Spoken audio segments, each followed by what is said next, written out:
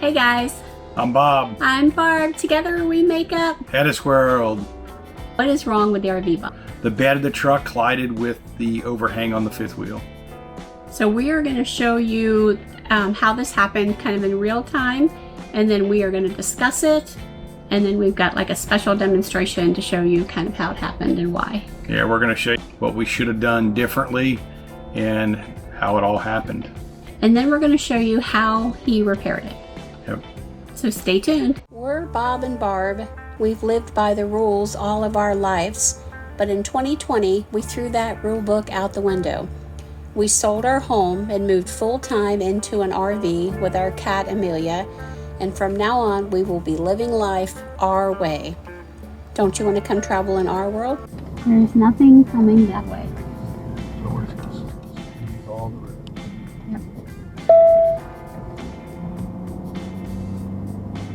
In 1.5 miles, keep right on Old State Line Road. It says 1,000 trails this way. Yeah, I mean, it tells you that the park may not be. I know, Amelia, right? I agree.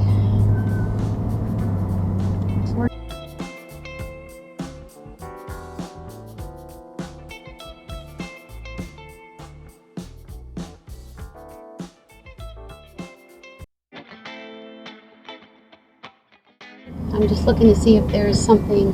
I'm thinking we're going to go to the gate, because that's all fenced off over there. All vehicles, please stop and register. And there's nothing back there. I don't even know if I see nobody in the office.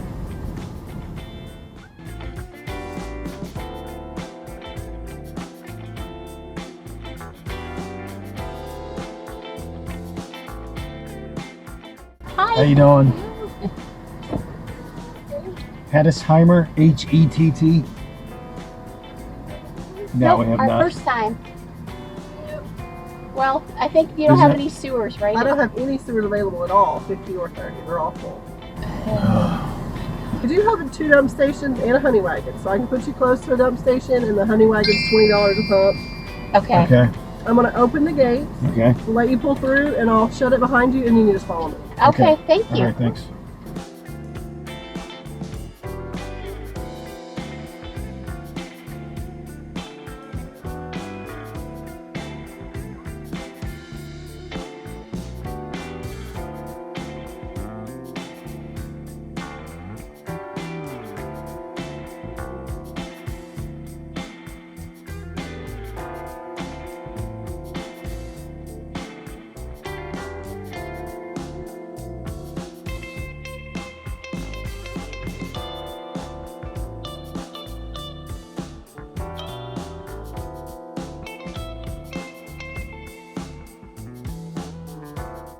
Make sure you don't go off the hillside on the other side with the truck.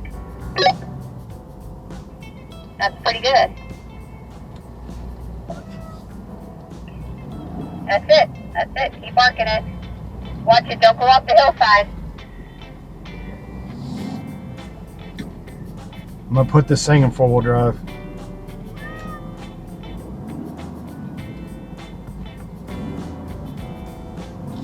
You're doing it. Now you need to come.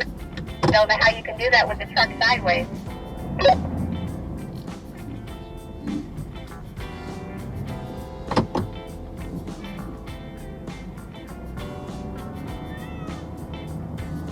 Grinding. It's something grinding.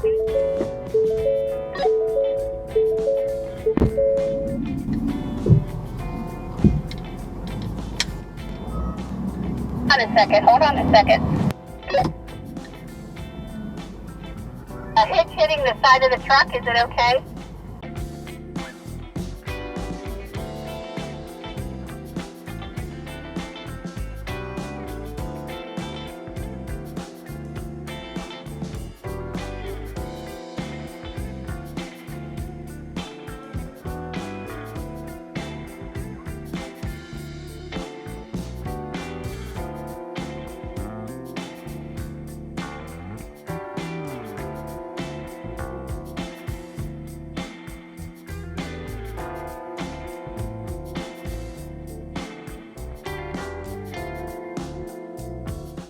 All right, I'm going to take you guys through this accident. Hopefully you can learn from our mistakes, and I'll show you what happened. It was a bad day for HetteshWorld because we screwed up.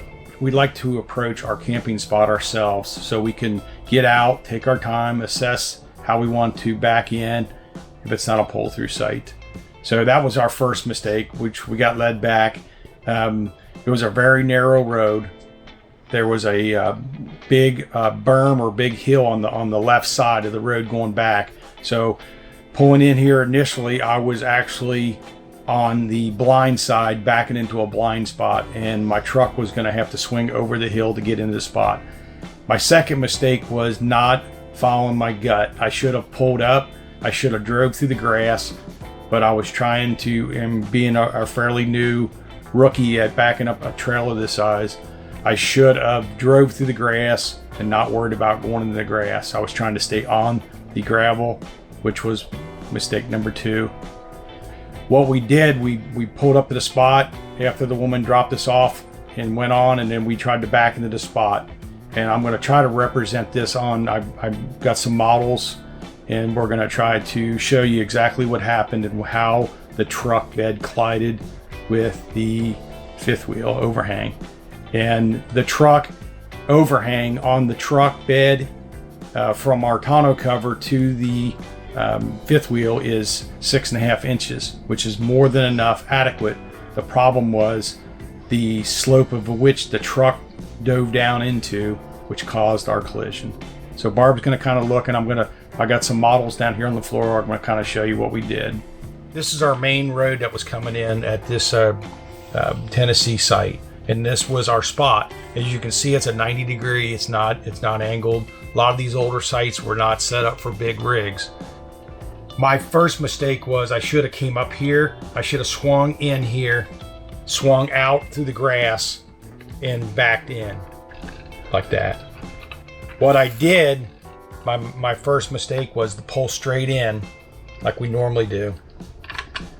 And then we were going to make the attempt to degree this truck into here, but what happened is the truck goes off this side of the hill, and you can hear in the video, I'm going to say I put it in four-wheel drive, and you're going to hear Barb say that she heard a collision. I didn't hear the collision because I was in the truck, but what happened is I'm putting pressure on the truck to back the camper up. The truck is going down over this hillside here. I put it in four-wheel drive. As I torque up, it pushes up. As I'm pushing it with the torque of the motor, it pushes this bed, which is the tonneau cover right there, it pushes it twice into the corner of the fiberglass undercarriage. All this damage happened here like this, going this way. Eventually, I do work the truck around to where I can get in here and I can sight see how I'm backing in, and I can actually swing it in this way. What I was talking about earlier was we have a tonneau cover rail right here. We have a 6.5 inch gap between the overhang of the truck and the bed. So we have a 6.5 inches, which is more than adequate for, but what happened is when it was over this hillside and pushing up, that's when it made the collision on the initial trying to back in. What made me sick to my stomach is once I got in here, we were here for a week. I never noticed the damage because I was never underneath, and then You were cleaning. Yeah, I normally always try to clean the truck and the camper up before we leave, and I climbed underneath there and I saw it, and I was sick to my stomach. There's 2 tears in the fiberglass. Probably one was almost a foot long, and the other one's probably at least 8 inches, and it looks horrible. And it was scary because, as you all know, Bob is good at fixing anything and can do anything, but he definitely felt overwhelmed, and he had to think this through before he decided how he was going to fix it. I took aluminum duct tape and I put it on there and covered the hole. And I don't know if I've ever talked about this on the channel. I owned a repair shop, and I also did minor body work and paint. So I do have some background in body work and paint and stuff. So I knew I could fix it, but it just made me sick to my stomach. And when we traveled to our next site, that's when I picked up the supplies. And I was fortunate I was able to fix it myself. So Something that's very important that I'd like you to note is Bob's handiwork on the little model trailer. yeah. It says HetteshWorld. Yeah. Yeah, it took me forever to find a little truck. Yeah. And, they had to buy 2 different models to make something so we could, because I just wanted to show to you how exactly what actually happened in case you ever get into that situation. And now that I've been towing for over a year, I don't allow myself to get in those situations. I assess the sites, because not all RV parks are created equal. Some, I mean, the last few we've been in, there have been pull-throughs, and they've been simple. This one was an older park. A lot of sites were shut down. They had limited parking. Yeah, we'll do a park review. He has gotten a lot better at it. And that's the thing, is you have to stop and breathe and not get all riled up, and have someone like Barb on your side that says, "What are you looking at? You better back up." Yeah, well, I and definitely they run away. I definitely listen to her, because she's my eyes on the outside for sure. Because when you're backing up something that large, you can't always see. Even with the cameras on the rig, it's really hard to see. And you've heard the term "goal, get out and look," and that's what I need to do at this park. Well, I got myself into a situation I should have never got myself into, going over that hillside where I had to put it in full drive. I should have stayed up on the level, and we would have never had the collision. When the front of the truck dipped down, the back of the truck went up, and it connected and hit underneath our fifth wheel. And as you can see, there is a crack there and a crack there. I am going to re-fiberglass that. I picked up some fiberglass and resin and some Bondo putty, and I am going to fix that. Products I'm going to use. This one here is resin. This is going to be our fibered cloth. And then this is actually Bondo body putty. Once I get this fiberglass on and smoothed out, I will coat it with a little Bondo to give it a smooth. Fortunately, underneath that overhang is not smooth anyway. It's kind of a rough fiberglass. The very first thing was to get these cracks closed back up so I can begin the process of fiberglassing them back. Our first coat of resin and cloth on there. So that's going to have to dry up a little bit, and then we'll have to give that a sanding. I may put a second coat on there according to how that looks once I rough sand it with some 36 grit sandpaper. And if that's okay, we're going to follow it up with some Bondo putty. This is very thin here, and it's only over some like little melamine board, or like almost like a backer board, real thin. Guys, the progress. I did sand this with some 36 grit, the first coat, and I went back over the crack areas with a second coat. So that's gonna have to set up now, and then that'll be roughly sanded, and then I'll go over it with the Bondo. But it's definitely thick as the factory gel coat they got on there. It's, like I said, it's wafer thin with some kind of cardboard, almost like cardboard or a masonite backing, real thin, like a 1/16 of an inch, 1/8 inch. And the fiberglass ain't much thicker, so this will definitely be stronger than what was on there. One time this dries, we'll sand this, and then hopefully I'll just have to put a skim coat of Bondo on there so we don't get any kind of cracking or not, but it should be totally fine. This part of the camper does never move. So rough sanded sides.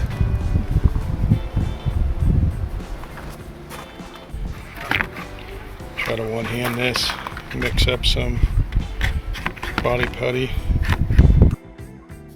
Coat of Bondo putty, filling in the bigger, deeper sections, which is still not very deep. It's pretty thin. And then I'll have to feather edge it out just like you do drywall. When I get this dried up and sanded off with some 36 grit sandpaper. Right, here we are right now, sanding down this last layer of Bondo from feathering edges out. It's very thin on the edges, as you can see. We're starting to get into the gel coat, the Vector gel coat, and I will put a heavy coat of primer on here, and then we will spot putty this once I get this final sanded. Here's our first coat of primer, and I'll have to wet sand this, and then we will look for any little spots, imperfections, and we'll put some spot putty in it, and then it'll be wet sanded again with some 800 before we spray it with the factory color.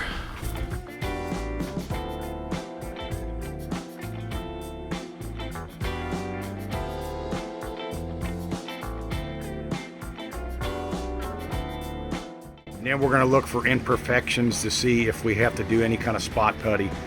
And spot putty is just basically a thick primer that will fill in any kind of little ridges that would be left behind from the sanding process.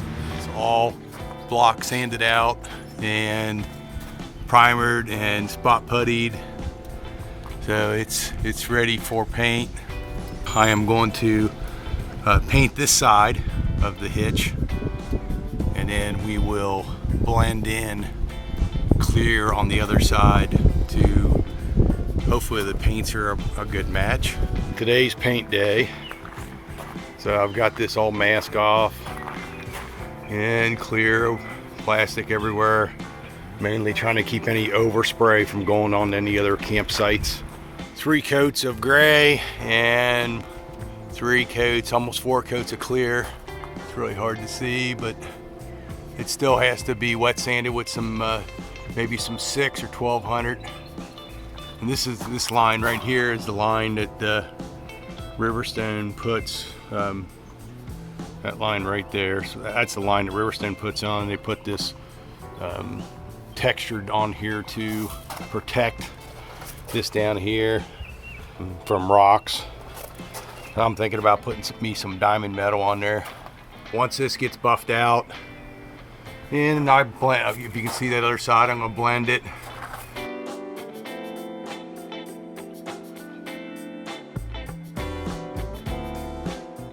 So I don't know about you guys, but that was pretty interesting. Yep. We are hoping that you like this video. We hope that you definitely learned from it. We want you to give us a thumbs up.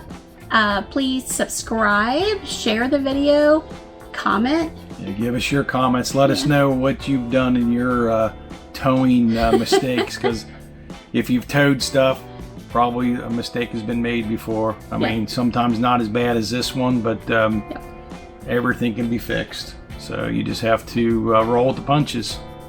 So like, subscribe, comment, get notified, and remember, we're HetteshWorld. Come travel in our world. Bye.